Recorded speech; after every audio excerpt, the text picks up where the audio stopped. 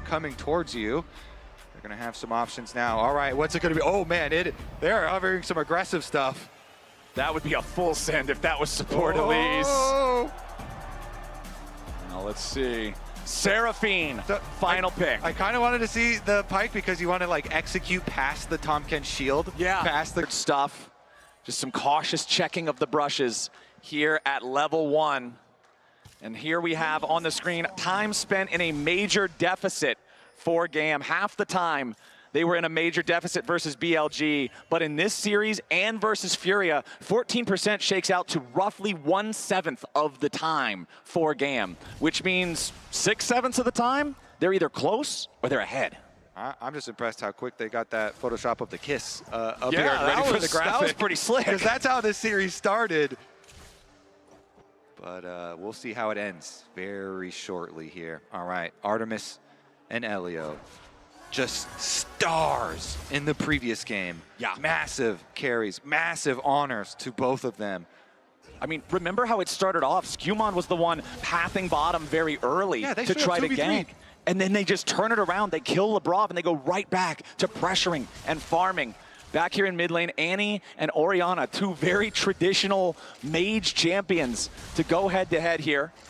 Tri-lane Cam gonna give us a look at a little bit of everything, with mid lane being the one trading the most heavily here early on. Obviously, at level 1, auto attacks compromise a lot of your damage, and Orianna's Clockwork Windup gives her a distinct advantage in those trades compared to a lot of other champions.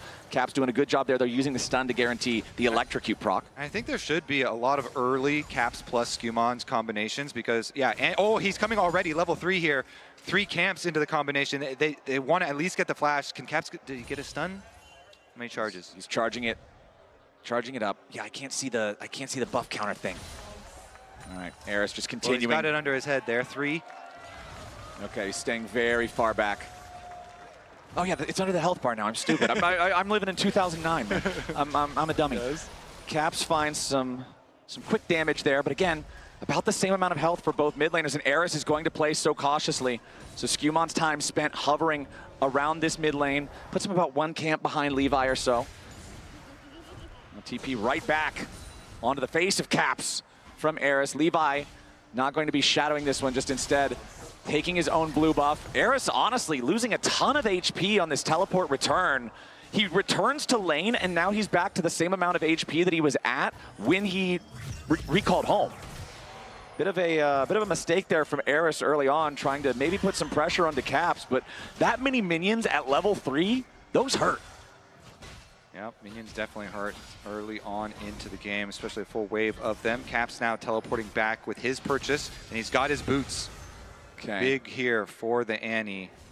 Try and make some of these roaming plays. On the rise, he was able to get his own leads in mid and then transfer it to the rest of the team. So both mid laners are thinking about the potential jungle fight for the topside crab, but it looks like Skewmon's just going to get control over it himself instead. Top lane control does go over to Kiaya on the Aatrox here early. Levi's going to go ahead and take his first recall. Bottom side, Lebrov and Hans taking some big damage from those Seraphine high notes. So we've got some numbers to back up what you saw with your very own eyes in the previous game. All right. 1,252 damage per minute for the Caitlyn. I believe it was just over 40K for the entire game. 40% of the team's damage. And it wasn't just how much he was doing. They kept down the Kai'Sa so heavily. Yeah. Barely got anything in that with the AD Kai'Sa. Eris and Caps just continuing to trade back and forth so frequently. Caps constantly priming these stuns, trying to get those quick electrocute trades on the Eris. And Eris trying to space him on the Orianna. Get those chunks, keep him out of range. Use the slows, even with the move speed of the boots. And that's really what it's all about with this matchup, right? Orianna does have the superior range, but it's pretty close. If you step just a little bit too far forward and Caps gets off the stun, he's gonna win those trades. Right, Levi's hovering so much. They know this is really the only area that G2 want to play early. And so he's hovering so much to make sure that nothing goes too heavily wrong. But Caps, once again, generates his own CS lead with the threat. Plus 10. Huge. Eris once again taking a recall as now it'll be Elio and Artemis moving towards the mid lane, towards this topside river here. Levi coming around, flash, vault breaker. Seraphine tries to follow. Levi ends up taking a ton of damage there. GAM hoping to find Caps unawares, but it does not work. Yeah, Artemis also used his flash to go for the Q snipe to finish off that kill. So Caps survives, he evades all of it. That is 4 flashes down now for the side of GAM. Big value for Caps here, surviving the attempted play. Yeah, massive. 3 flashes to not get anything but the Caps flash in return. That is a huge net positive for G2. 6 minutes into the game. GAM thought they might be able to catch him by surprise, but Caps is ready for it. Levi now just trying to go back to, oh my goodness, Lebrov just stole it away with the lick. Spellbook here, Tom Kench having some fun. And the deep wards here as well. So not only just fun, frog on frog action, yeah, but also the deep wards. G2 have full vision over this bottom side. Yep, Skewmond getting to secure himself that first Drake for G2 as well. Lebrov jumps in there, goes for an Abyssal dive, but he gets rooted up. Artemis has to be careful jumping that far in. They're still in a 2v3 here. Lebrov has thick skin primed and ready to pop, but instead just going to allow it to use the regeneration instead. Checking back up in on the top lane here. It is a very slight farm lead for Kiaya, but not a ton. Again, this is, I feel like, kind of the goal for Broken Blade. As long as you keep it close, hey, you're doing fine. This is the big piece on the chessboard for GAM, and being able to answer him and just stay close, stay competitive, that's solid. Yeah, and Kiaya here, as Aatrox with a Seraphine on your team, with an Orianna on your team as well, that can really enable you in some of the team fights later. Definitely has huge potential for later on once they do get to those skirmishes and team fight phases. Back in mid. Caps continuing to build those farm leads, as Caps does.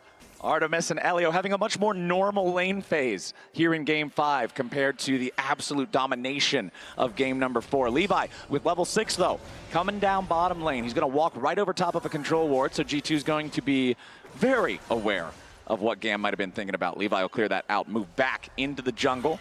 You can see the blue buff for GAM about to respawn. Similar story for the red on the side of G2, but Skewmond, honestly, having a really solid early game here on the Viego too. He's still staying ahead of Levi in terms of tempo with his farm. He's also going to fully clear both the grubs, and remember that he already got the first Drake. Yeah, he's afforded a lot of freedom because GAM have been so focused and worried about mid lane. Because they have to deal with mid lane, everyone on GAM so worried about Caps. They're spending so many resources from GAM towards that mid lane, and they were unable to actually get the kill onto Caps. And so it has afforded Skewmond a lot of freedom there to grab objectives for the team and to keep his focus on the farming. Kind of just like leaving it in your mind, leaving it threatening. Oh, maybe I'm camping mid, but not since the super early minutes.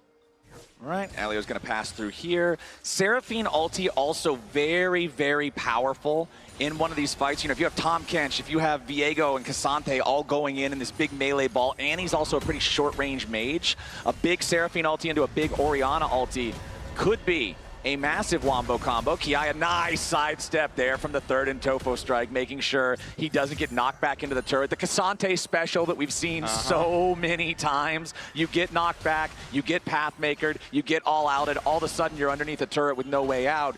Kiaya won't be caught by that trap, but Skewmond coming in mid lane here, finds a nice stun on Ares. There's the follow-up from Caps. Shockwave isn't going to do a whole lot. It's first blood over to Skewmond. And there were just seconds left on the flash timer. Skewmond chooses his moment wisely. Finally goes for that play that we're looking for, the Annie collaboration with Viego, just seconds before Ares is able to get his flash back. They get their kill. And I misspoke, that was Caps taking the credit for the kill. This is the guy that GAM committed 3 flashes to try to set behind. Now he's ahead anyway. G2 about at a 1,000 gold lead now, with the vast majority of that being on Caps himself. This is exactly where they want to be in the early game. You've got the first set of grubs, you've got the first Drake, you've got the first kill, and it's on Caps Annie, and he's up almost 3 waves of farm again. Mid lane, such a huge focus. But here it is once again. Skirmishes goes for the flash. Able to get the full combo. And again, look at that flash timer. Just the slivers were still ticking up. Timed it so well since they both used theirs. First blood. Okay.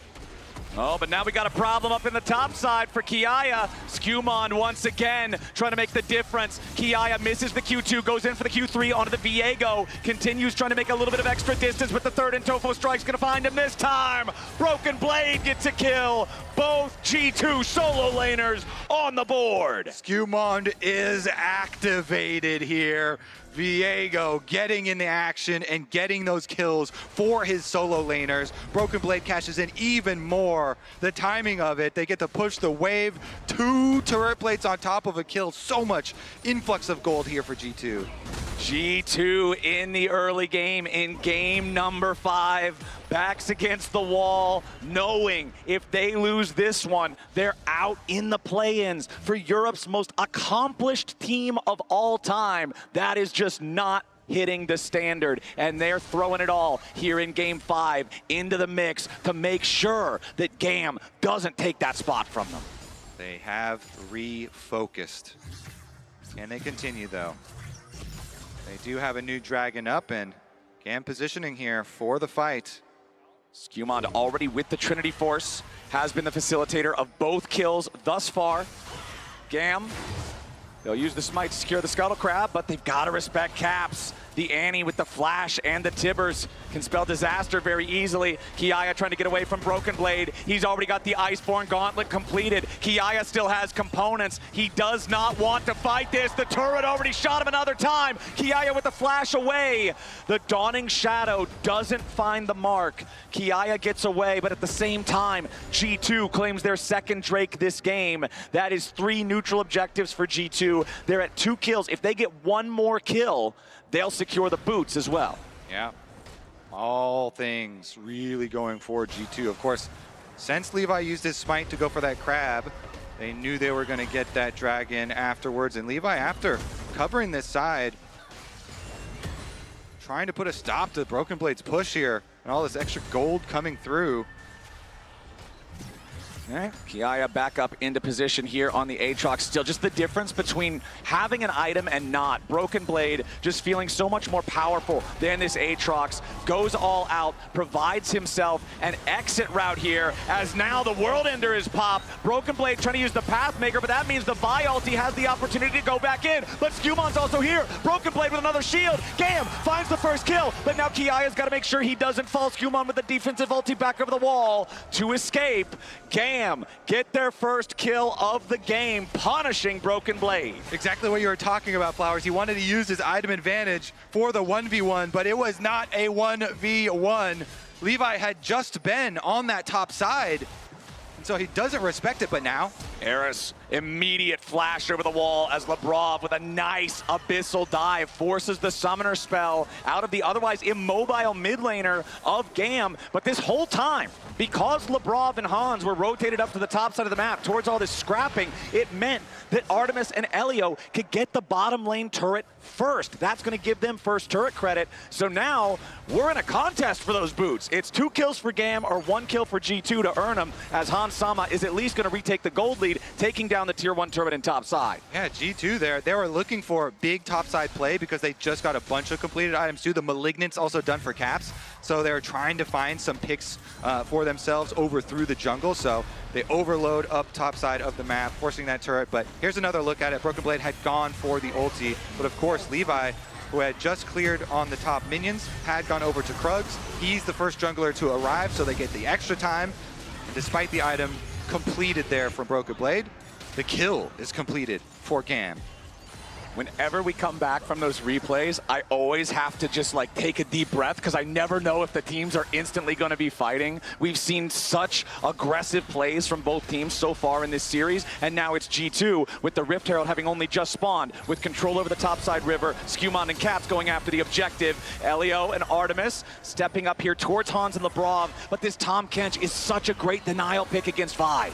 Yeah, and because they had rotated their duo over early and sacrificed their bottom lane, they have a lot of those deep wards laying behind too to try and see where GAM were moving up, but not going to result in anything further than the Rift Herald. They accrue the objective as well. All right, where do we go from here, Mr. Kobe? Because G2 still have a lead in pretty much every direction. I would say Rift Herald towards mid tower. Okay. It's not quite going to get it right now, but using that thing, it already is fairly low. Lebrov gets rooted up there by the Seraphine, forced to flash out. Now they're ready to follow it, but that's a Seraphine ulti. They're throwing the whole kitchen sink at Tahm Kench. He gets away with an abyssal dive. A little bit more damage is still required. Levi still going in. Finally, Artemis secures the kill. GAM spent a lot, but they got what they paid for. Yeah, Lebrov going into dangerous waters there to try and get more replaced vision up in the jungle. But GAM just snapped shut. They're not going to let that go through. They're not going to let that fly.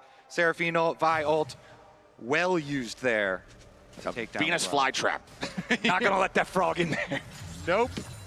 Kiaya, he gets to farm this big wave. That's good. Picking up a little bit of extra money, trying to continue building that lead, make sure that he's a side lane threat. This is the guy. This is the win condition in so many GAM games. He drops the Aatrox in game number 5. We know that this is a character that can 1v9 if he gets fed, and I'm pretty sure GAM wants him to be able to do that.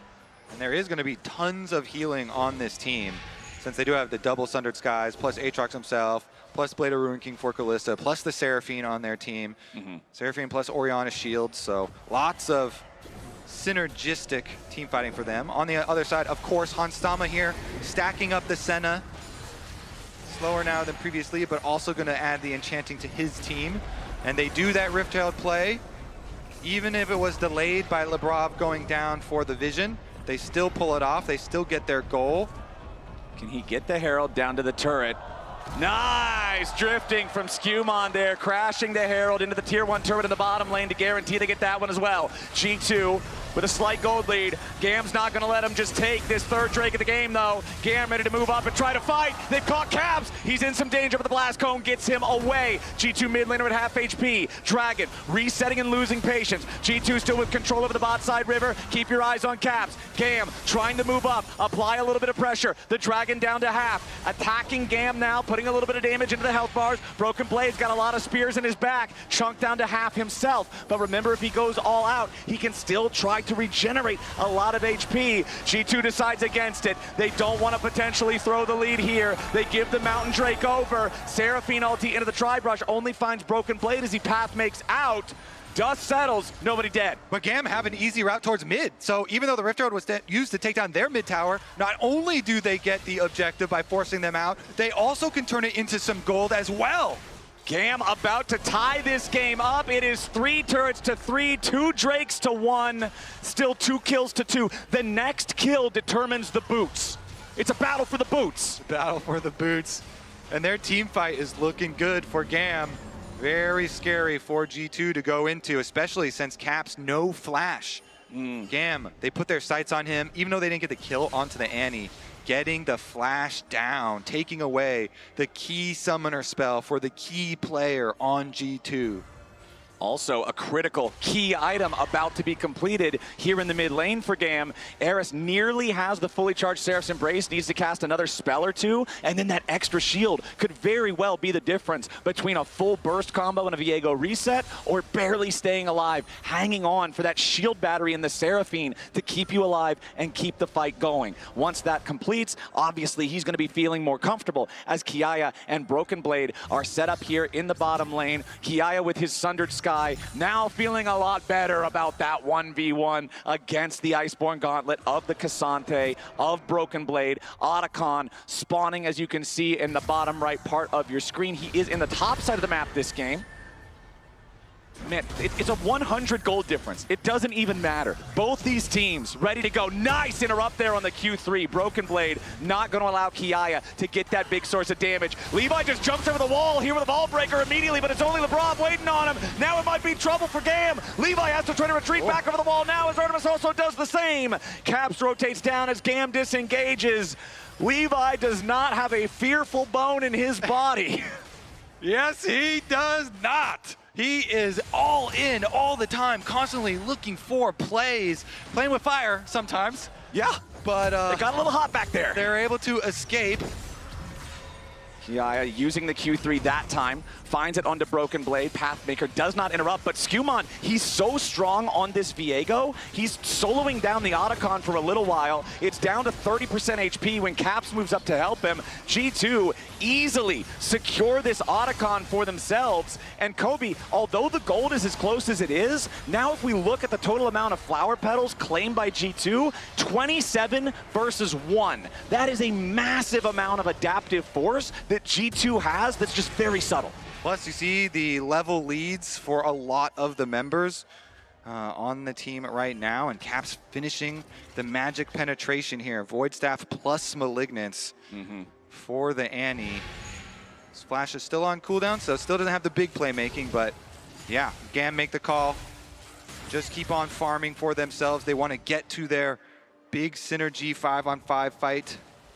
Make use of all their shields and healing. I feel like this is by far the slowest game we have had today.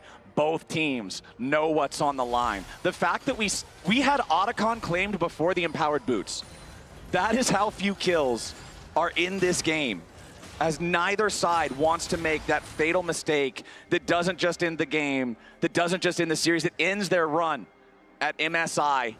Still the 3 grubs. 4G2 gives them that extra pushing power. Again, we go back to the first 2 games that G2 won. It was a macro diff. It was GAM constantly taking bad trades, a turret for a turret plus a kill, something similar. And if G2 even takes even trades this time around, they will have so much more pushing power. You can see here the gold graph throughout the game. The highest gold difference was about plus 1,000 for G2 back around 12 minutes into the game. We're 10 minutes later now, and it's still on a knife's edge. Just got alerted from stats. The G2 pedal advantage currently around 500 gold worth of stats. Is that per player or is that for the whole team? If you converted them. They said it was for the team. Okay. Broken Blade about to walk right into the waiting arms of GAM, but now he's ready to go all out. It doesn't work though. A nice buffer from Levi to get away from it. Seraphine ulti hits 2, but they're putting all the damage into LeBron. The Tomcat's trying to get away over the wall, but the Dawning Shadow fires back into GAM. How is no one dead? Well, because they've got the flashes to escape, LeBron used both summoner spells to get out of that one alive. The Seraphine teamfighting prowess, though, did see a little glimpse of it, GAM. They still have the inside route towards the Dragon, but G2 moving in to take the vision. Okay, last time, that fight, it wasn't the Levi ulti that buffered through the Cassante ult. It was the Callista ult saving the Seraphine. G2 with control over this bot side river now. Kiaya could be in a little bit of danger, dodges away from the center route. Now Broken Blade taking some damage. Important update, it is also 500 gold per player with those flowers. It's about a 3,000 gold lead in effective stats for G2. Yeah, that makes more sense. Yeah, that's a lot.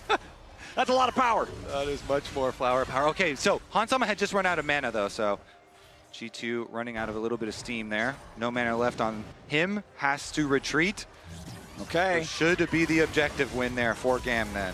Yeah, and the timer favors GAM here as well. 24 minutes and 15 seconds on the clock means that there's no chance for G2 to try to trade something across the map there in the Baron Pit. Still not spawned yet. Otacon obviously already taken.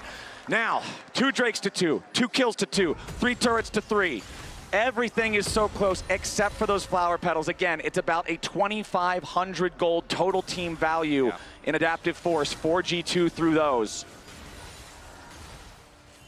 Second items completed in a lot of different spots now. You already mentioned the Void Staff for Caps. We have Leandries for Eris. Unending Despair on Broken Blade. Shojin on Kiaya. I want to point out too, with the Otacon, it's not just this flower power, but the actually on-kill effect.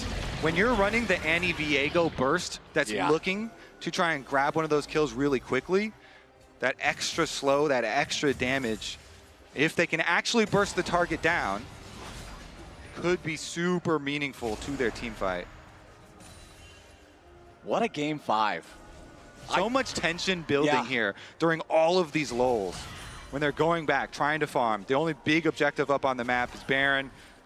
It's not something you start lightly, trying to clear out some of the vision.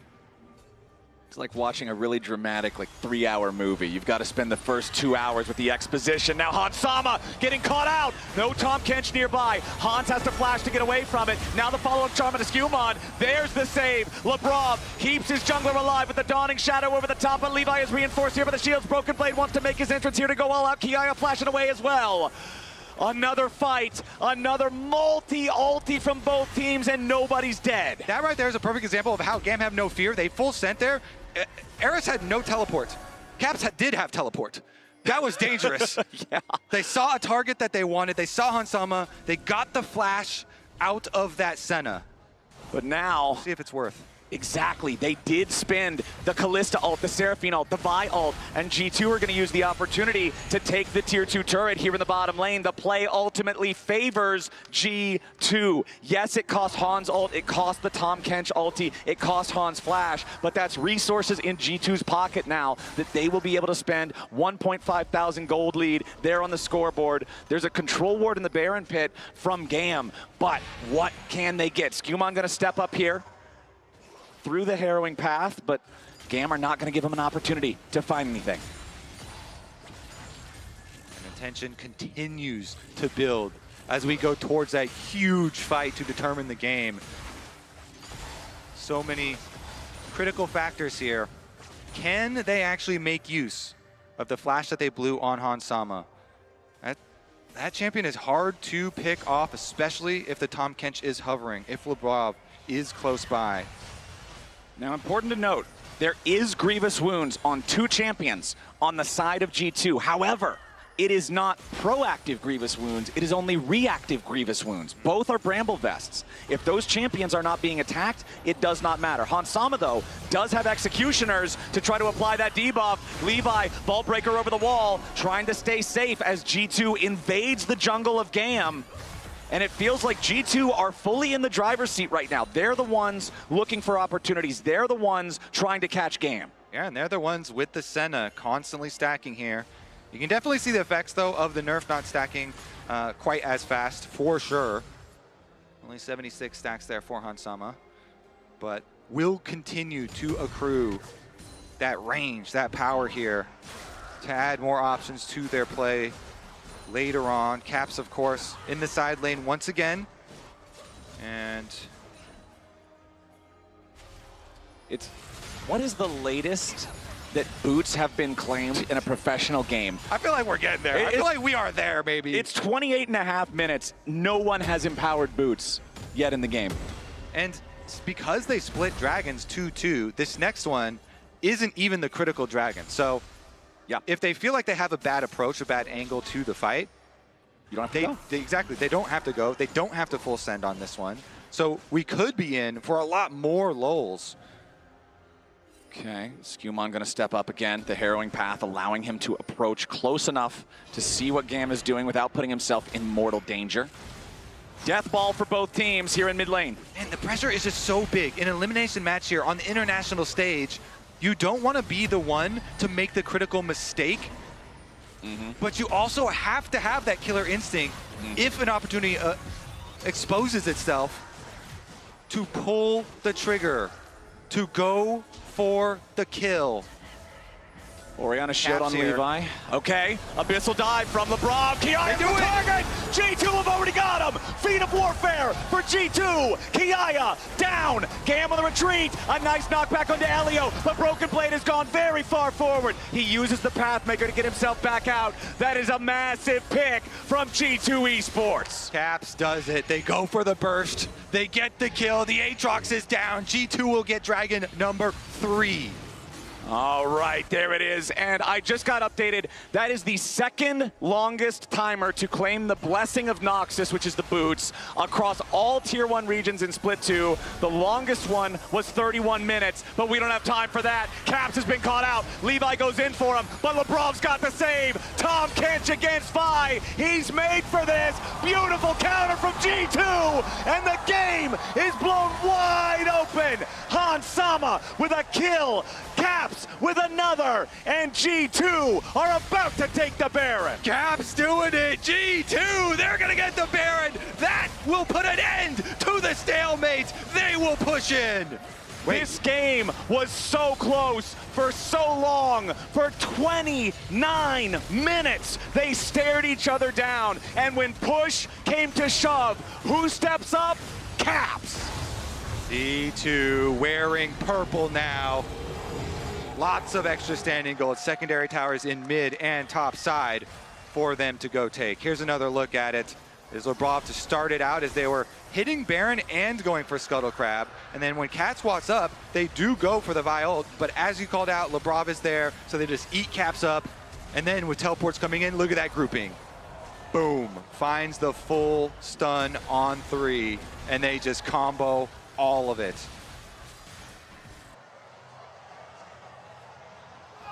Let's get the comms.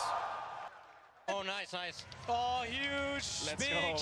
Let's go for Huge, large, big, gargantuan, yes. All synonyms for the state of the play that G2 just made. The gold lead now ballooning up to 5,000, probably closer to about 3,000 now total for the team in terms of the flower value. So 8,000 effective gold lead, and you can see their damage dealt to champions in the last team fight. Kiaya did 0 because he was dead. However, 4,000 damage almost from Caps.